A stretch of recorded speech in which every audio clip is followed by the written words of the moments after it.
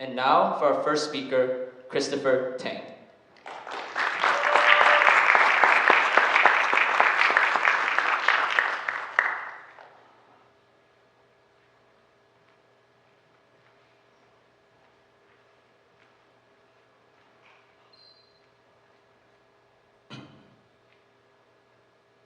Hey there everyone.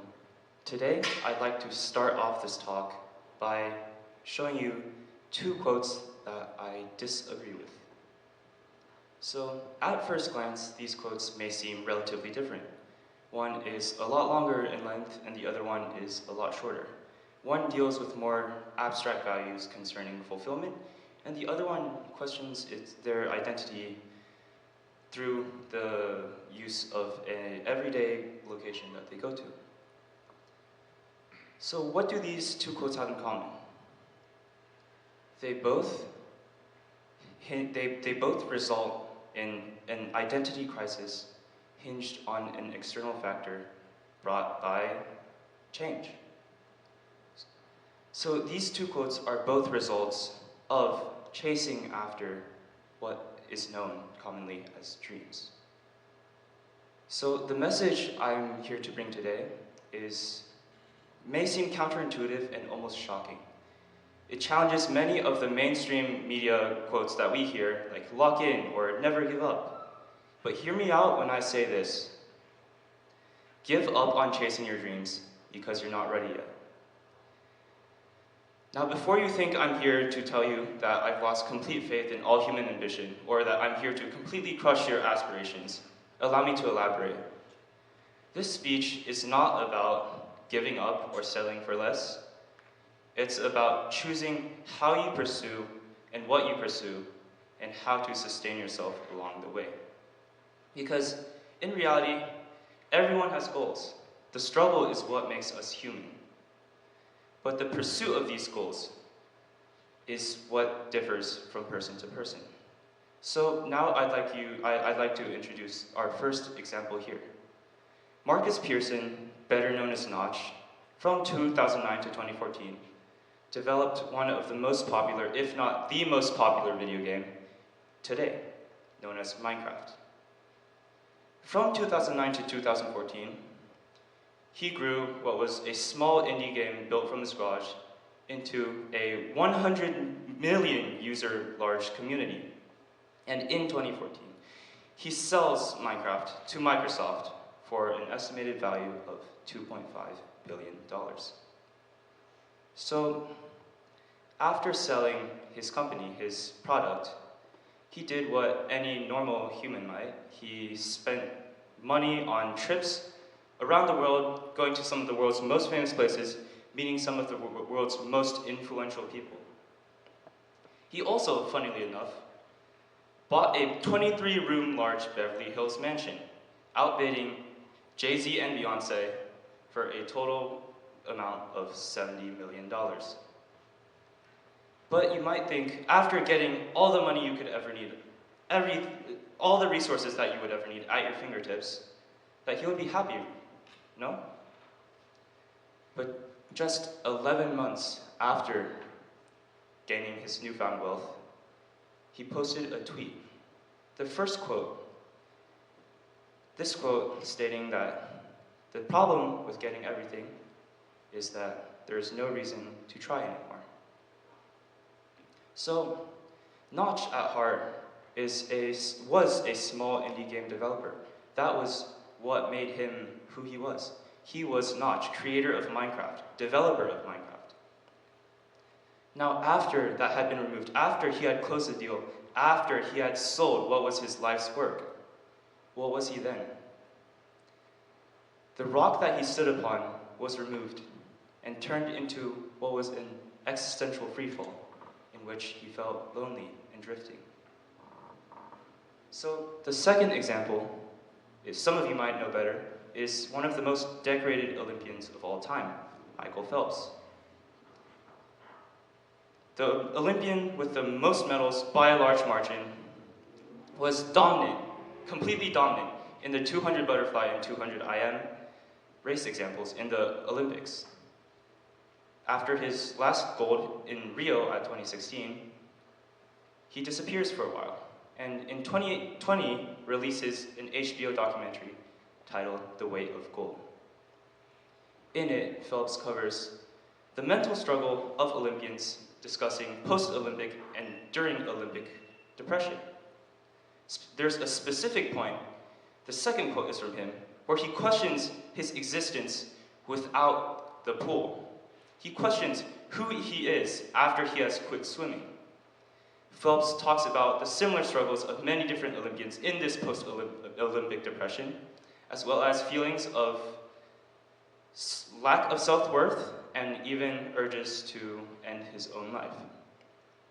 So after his single role of being an athlete was removed, he also, like Notch, had nothing left. Now you'd think that a Swedish indie game developer and one of the world's best, if not the best, swimmers, how, even though that they have led their lives have been so different, how they have led completely different trainings and schedules, how they have converged on the same question of what now? So I personally discovered this phenomenon during my sophomore year. I looked a little online and I realized that you don't have to be an Olympian, you don't have to win any medals, you don't have to close a $1 billion deal to feel this. This phenomenon of arrival fallacy is very common amongst those chasing after their dreams and their goals. So, at the start of my sophomore year, you might be wondering, why is this Asian boy from a small farming village in Southern California talking about gold medals, talking about $1 billion deals? This experience of drifting and loneliness is not only, again, limited to those at the higher echelons of their goals. At the start of my sophomore year, I set many, many goals, some of which may have been overly ambitious. I wanted to have a world-class robotics team, one of the best, if not the best in the world. I wanted to compete at nationals with my science bowl team in Washington, D.C. But most of all, that year, I wanted to swim an individual event at the CIF Central Section's Valley Race. So the year went on, and May came, the end of the year. I was unable to achieve any single one of the dreams that I had chased after. As May approached, I began feeling a feeling of depth, a feeling of sinking into what I thought was the inevitable failure of the year. I had thought, because of my inability to achieve what I wanted to do, I felt as if I was not me anymore. I was not who I said I would be, because I said I would do so many amazing, wonderful things, and not a single one of them happened. And of course, I had many smaller goals throughout the year that I was able to accomplish, able to achieve. But these goals, after I reached them, I may have felt happy, I may have felt euphoria, but the next day, it was no longer there. The goals that I had hit seemed smaller than ever, and the goals that I had missed loomed above me. So, this feeling of climbing a mountain over and over again, climbing a mountain only to reach the top, and seeing a larger, even more massive mountain, and watching the people next to you climb the mountains at twice the speed, maybe 3 times the speed that you are. This feeling really broke me. I ended sophomore year in a slump. I fell into kind of a post-school depression. I had thoughts, feelings of maybe ending my own life, because if there were others out there who were more capable and more suitable to accomplishing these goals, why should I chase after them? Because I thought that the reason I was not able to accomplish these goals was because that they were not meant for me. I thought that because the goals that I had achieved didn't leave me with a lasting sense of fulfillment, that they were the wrong ones. And I thought, maybe this is not what I'm meant for. So the situation ended up getting to the point where I could not hold it into myself anymore. I called a friend, a close friend of mine, and described these feelings to him, the feelings of the mountains, the valleys, and the feelings of not moving anywhere. And I told him, why should I chase after these things? His response was interestingly enough, very short, very brief, one sentence, and it was, because you're Christopher freaking Tang. So, yeah, I laughed too. I thought it was funny, like, how did this solve any of my problems? But this one sentence circled in my mind through the following weeks. I kept thinking, why did he sound like he knew that it was finite? Why did he sound like he knew that because of the name on my birth certificate, that I was made to do these things? So I came to realize that he had inherently internalized some values that I had not yet found. He was able to realize that, again, you are not your goals, because he chased after his goals. He missed some, he kept a few, he made a few, but he would always maintain his sense of self. And he was able to realize that goals, in fact, are not, your dreams are not, in fact, what you are, but it is who you are. It is the beliefs you hold. It is the principles and habits you live by that determine who you are. So, after talking to him and after talking to my parents, I was able to clean up the situation and step back from the cliff that I had been standing on. I approached junior year with a new sense of self, a new sense of fulfillment that I had previously not experienced. So,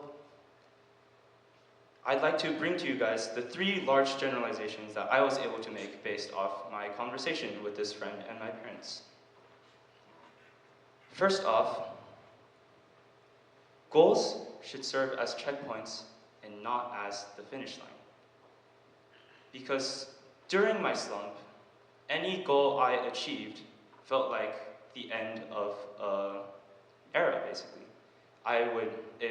For me, it signified a moment of starting over, of rebuilding everything that I had already done over again, just to reach for an even higher goal.